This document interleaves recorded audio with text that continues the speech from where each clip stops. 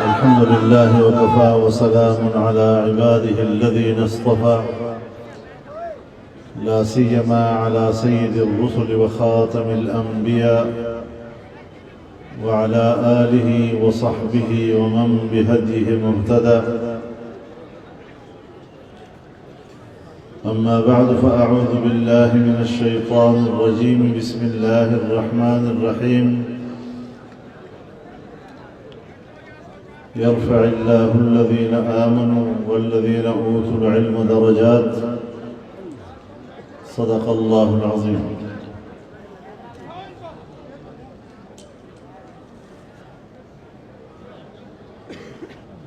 قابل قدر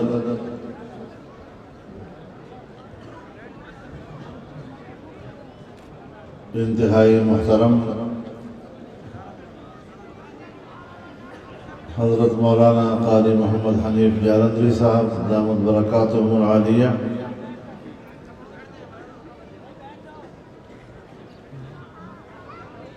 حضرت مخدوم محترم مولانا خلیل احمد صاحب دامت برکاتہم العالیہ، تمام اساتذہ کرام، طلباء عزیز، میرے بزرگوں، دوستوں اور بھائیوں،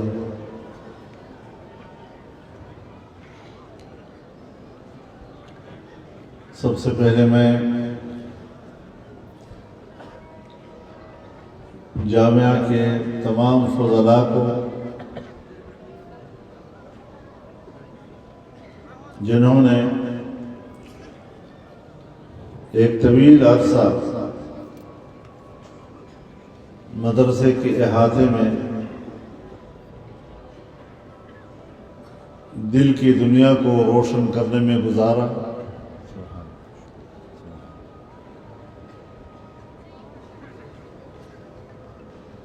وحی کے علوم سے مالا مال ہوئے،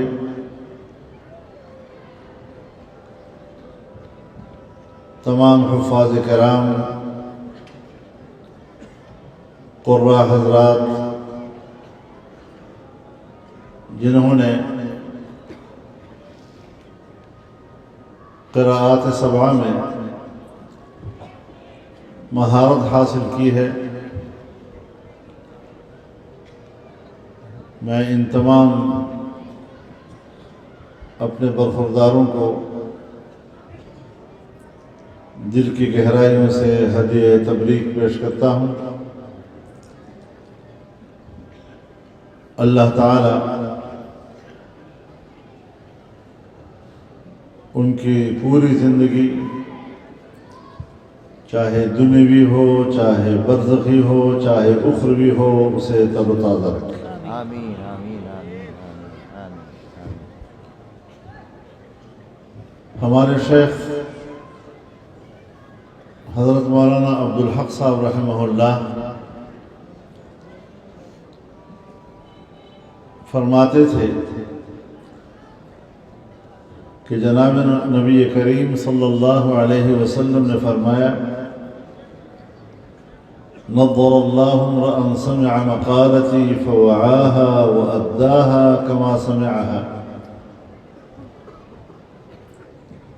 اللہ تعالیٰ اس شخص کو تر و تازہ رکھے جس نے میری بات کو سنا، پھر اسے یاد کیا، پھر جیسے سنا ویسی ہی دوسروں تک پہنچایا۔ تو اس میں جو نضارت ہے، تر و تازگی ہے،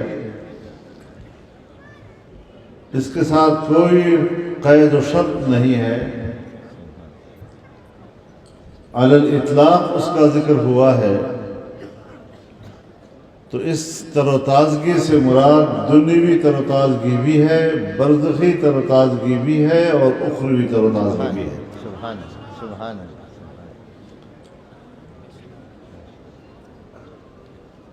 قرآن و حدیث کے ان علوم کو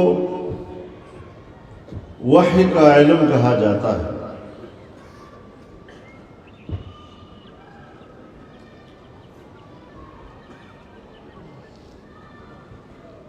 یہ ایک ایسا علم ہے کہ جس میں کسی طرح کے خطا و انحراف کی کوئی گنجائش نہیں، کسی قسم کی خطا کا امکان موجود نہیں ہے۔ سو جو بھی اس کی رہنمائی میں زندگی گزارے گا اسے کبھی بھی ٹھوکر نہیں لگے۔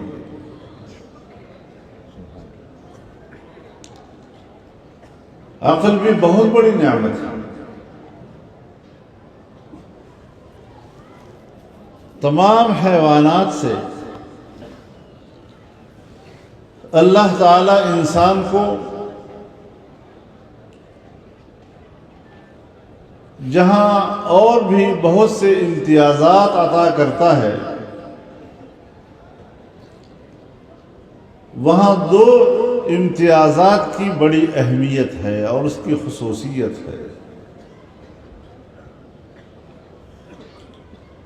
ایک عقل کی نعمت اور ایک قوت گویائی کی نعمت۔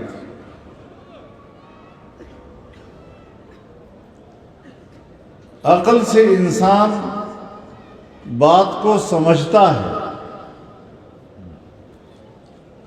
اور قوت گویائی سے انسان دوسرے کو سمجھاتا ہے۔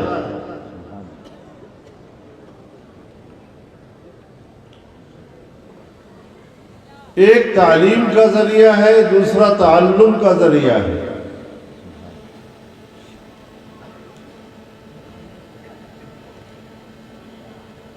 اب جب ہم اللہ کے پورے نظام کا مطالعہ کرتے ہیں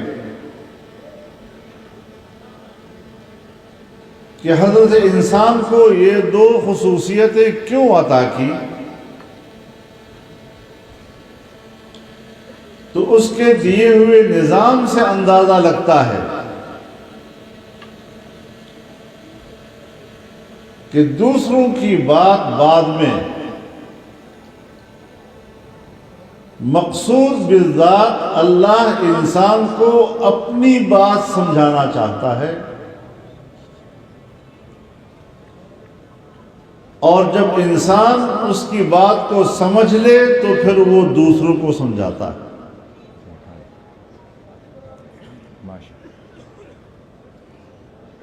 چنانچہ انسانوں کے معاشرے میں اللہ نے انبیاء کرام کو چنا اور انبیاء کرام کو اللہ تعالیٰ نے اپنے علم سے نوازا، وحی کے ذریعے نوازا، اور انبیاء کرام نے پھر جس طرح اللہ سے علم لیا اسی طرح انسانیت کے حوالے کیا۔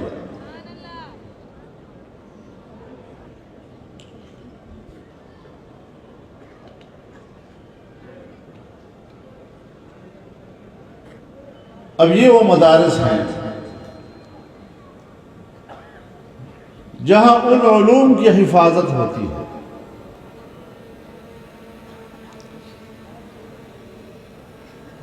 عقل کے بعد وحی کی حاجت اسی طرح ہے جس طرح ایک بینا انسان کہ اس کی قوت بینائی بالکل صحیح ہے اور پوری قوت کے ساتھ وہ دیکھتا ہے، لیکن اگر اندھیرا چھا جائے، بجلی بجھا دی جائے، کمرہ بھی بند ہو، اب ہر چند کے آپ کی بینائی میں پوری قوت موجود ہے لیکن آپ کو کچھ بھی نظر نہیں آتا تاوقتے کہ اس بینائی کو خارجی روشنی مہیا نہ ہے۔ سورج کی روشنی، بجلی کی روشنی، چراغ کی روشنی، خارجی روشنی مہیا ہوگی تو بینائی کام کرے گی۔ تو عقل بھی اللہ تعالیٰ نے ایک ایسی قوت انسان کو عطا کی ہے جو یقیناً بہت اعلیٰ و عرفہ نعمت ہے، لیکن جب تک اس کو باہر سے وحی کی روشنی مہیا نہیں ہوگی عقل بھی ٹھوکریں کھاتا ہے۔ بے شک بے شک بے شک بے شک۔ اب دنیا ہے کہ وہ اس روشنی کو بجھانا چاہتا ہے۔ کم وقت تو یہ روشنی نہیں ہوگی تو اندھے ہو جاؤ گے، سبحان کچھ بھی نظر نہیں آئے گا۔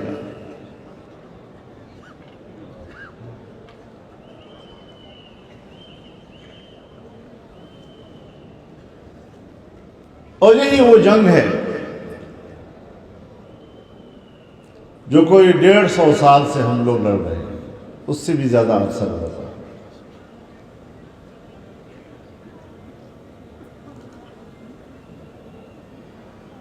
ہماری زیادہ تر مصروفیت اس ملک کے سیاسی ماحول میں ہوتی ہے، پارلیمانوں میں ہوتی ہے، سیاستدانوں سے زیادہ واسطہ رہتا ہے، حکمرانوں سے پالا پڑتا ہے۔ ایک ایسا ملک جو اسلام کے نام پر حاصل کیا گیا، لا الہ الا اللہ کے نعرے کے ساتھ حاصل کیا گیا، اس ملک میں سب سے مشکل چیز اگر ہے وہ اسلام بن گیا۔ صحیح فرق صحیح فرق صحیح۔ ان حکمرانوں سے جو مطالبہ کر لو وہ آسان ہے، لیکن مسلمان حکمرانوں سے اسلام کا مطالبہ کرنا، اسلام کا تقاضا کرنا، یہ سب سے مشکل ترین چیز بن گئی۔ انا للہ۔ تو اب سوچیں ذرا آپ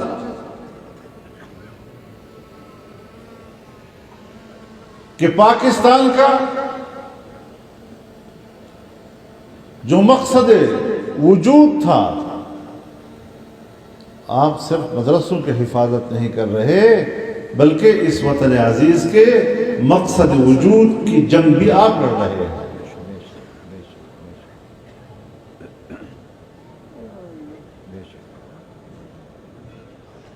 الحمدللہ ہم پر تو سوالات بھی بہت اٹھتے ہیں، اس سیاست سے آج تک کیا حاصل ہوا، اس جمہوریت سے کیا حاصل ہوا۔ یہ تو ایک فضول توانائی ہے جو ہم ضائع کر رہے ہیں زندگی۔ میں نے اپنے قبلہ گاہ حضرت والد صاحب رحمہ اللہ سے خود سنا، جامعہ قاسم العلوم میں وہ طلباء سے خطاب کر رہے تھے،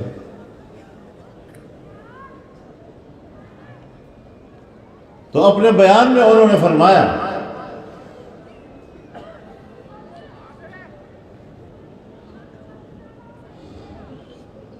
کہ میں قرآن و حدیث کی اس درسگاہ اور اس درسگاہ کے خوشبودار اور خوشگوار ماحول سے ایک ایسے ماحول میں چلا گیا ہوں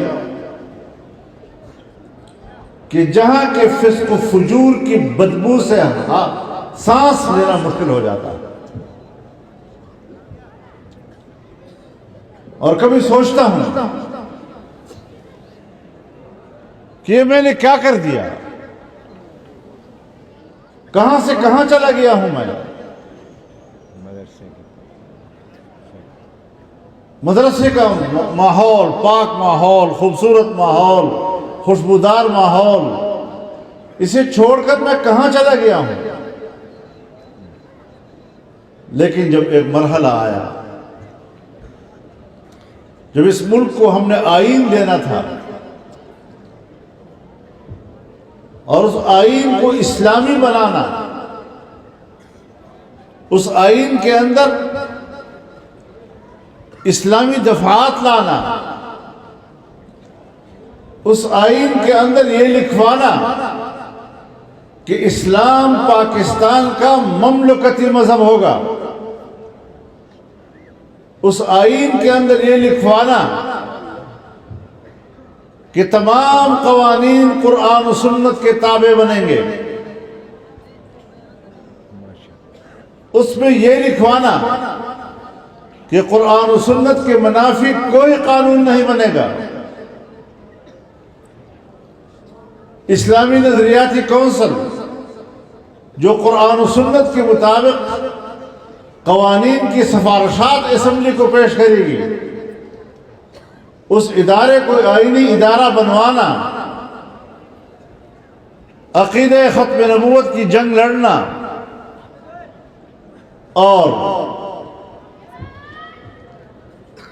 اس عقیدے کی حفاظت کے لیے متفقہ ترمیم پارلیمنٹ سے منوانا، یہ شاید اس مسند پہ نہ ہو سکتا اگر میں اس ماحول میں نہ جاتا ہوں۔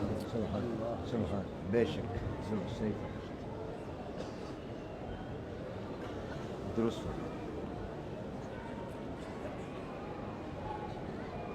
اب بنیاد تو مل گئی، لیکن عمل نہیں ہو رہا۔ تو جب عمل نہ ہو تو پھر چھوڑ دیں۔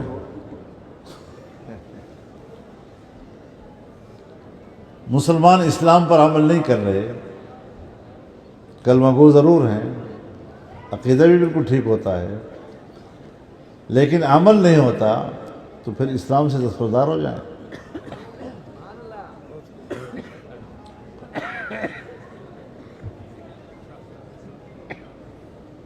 سیاست عملی طور پر اسلامی نہیں بن رہی تو پھر کیا اس جدوجہد سے دستبردار ہو جائیں؟ میدان خالی چھوڑ دیں۔ آج کل یہ سوالات بہت زیادہ اچھل رہے ہیں اور ہماری طرف متوجہ کیے جاتے ہیں۔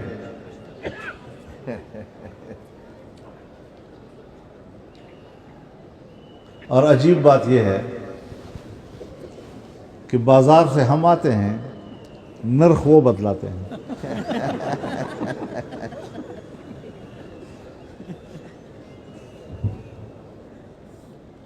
جمہوریت یہ ہے اور جمہوریت یہ ہے اور جمہوریت وہ ہے اور جمہوریت وہ ہے۔ اب آپ مجھے بتائیں کہ جمعیت علماء اسلام قومی اسمبلی میں صرف 8 اراکین کے ساتھ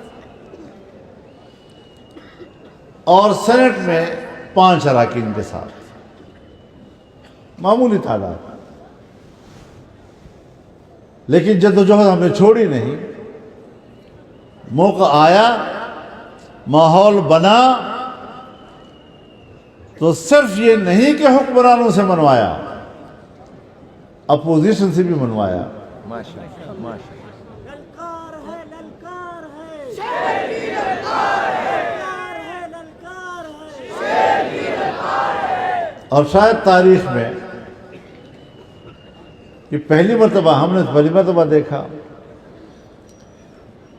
کہ حکمران بھی ہمارے قصیدے پڑھ رہے تھے اور حزب اختلاف بھی ہمارے قصیدے پڑھ رہے تھے۔ نعرہ تکبیر! ریاست مولانا فضل الرحمان، ریاست علماء حق، سیاست جمعیت علماء اسلام۔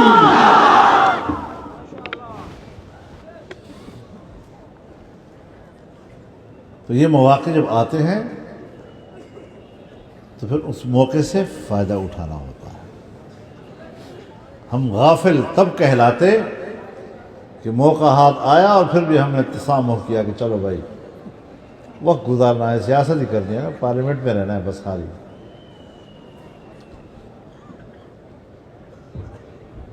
اور اللہ تعالیٰ نے ہماری مدد کی۔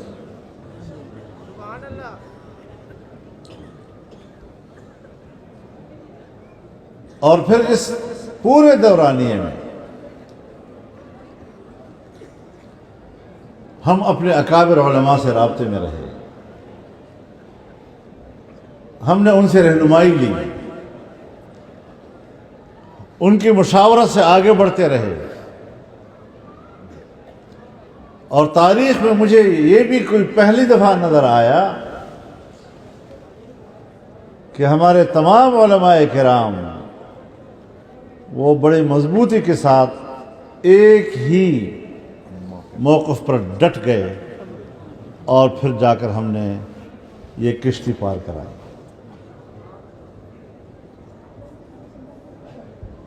ایک صاحب نے مجھے لطیفہ سنایا، کہتا ہے کہ دو کشتیوں پہ پاؤں رکھنے والا اکثر غرق ہو جاتا ہے، ہاں مشہور ہے نا، لیکن اس مولوی صاحب نے دو کشتیوں پہ پاؤں رکھا اور دونوں کو پار لگایا۔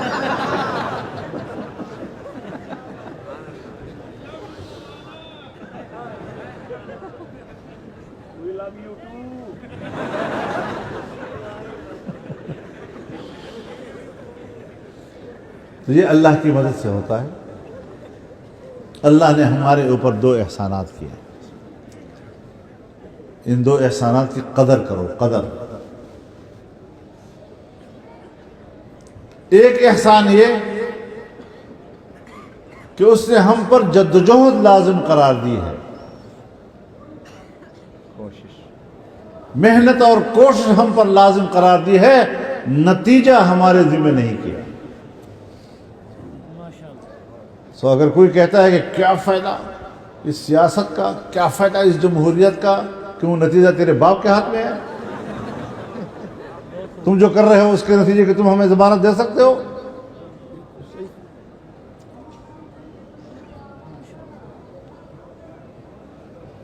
تو یہ مواقع جو آپ کو ملتے ہیں اس میں اپنا کام جاری رکھیں، اور یاد رکھیں تمام علماء کرام موجود ہیں، جس چیز کو جہاد کہا جاتا ہے وہ ایک ہی ہے۔ ہر وہ محنت جس درجے کی بھی ہو اور اعلاء کلمت اللہ کے لیے ہو، وہی جہاد کہلائے گا۔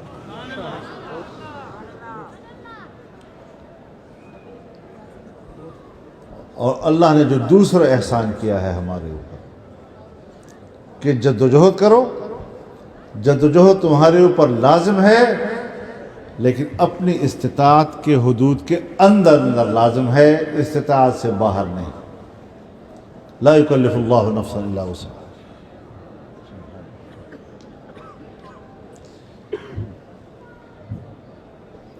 تو اپنی وسعت سے زیادہ تکلیف اللہ انسان کو نہیں دیتا۔ کوئی 1 من بوجھ اٹھا سکتا ہے، کوئی آدھا من اٹھا سکتا ہے، کوئی 4 سیر اٹھا سکتا ہے، کوئی ایک سیر اٹھا سکتا ہے، یہ اس کی استطاعت پہ ہے۔ اب ایک پہلوان نوجوان سے آپ توقع رکھیں گے کہ 1 من بوجھ اٹھا لے گا، اور 90 سال کے بوڑھی سے بھی آپ توقع رکھیں کہ وہ بھی اتنا ہی اٹھائے، کیسے کر سکے گا؟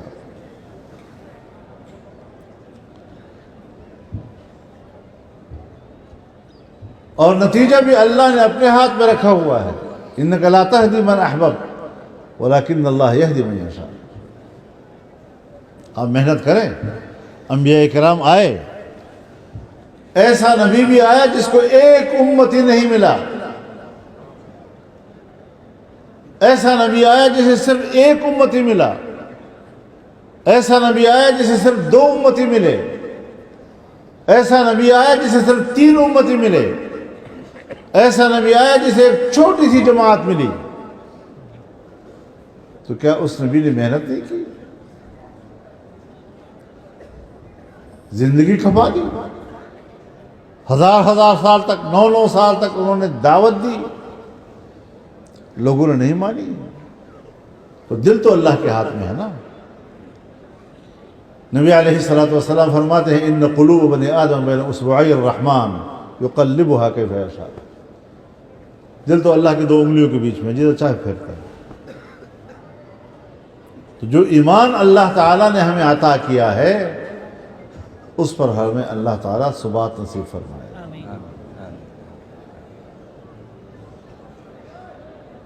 ربنا لا تزغ قلوبنا بعد إذ هديتنا وهب لنا من لدنك رحمة. ان مدارس سے جو اللہ نے ہمیں وابستہ کیا ہے اور ان مدارس میں جو علوم پڑھائے جاتے ہیں، قرآن کے علوم، حدیث کے علوم، فقہ، یہ وہ رہنمائی ہے کہ جو آپ کی کشتی ہر محاذ پر پار کرائے گی.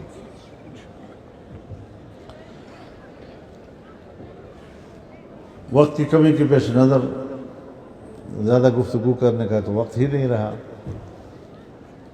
لیکن یہ بات ذہن میں رکھیں کہ جو ہمارے اکابر نے کیا، جو اکابر نے ہمیں بتایا، وہی ہمارے لیے نقش راہ ہے، اسی پہ ہمیں چلنا ہے. مدارس کا راستہ بتایا،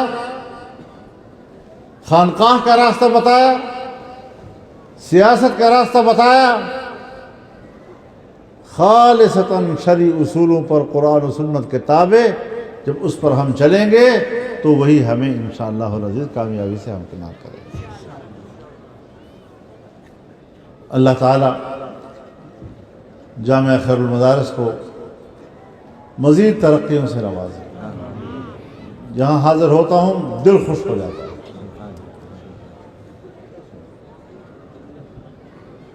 اور یہ خیر تا ابد رہے.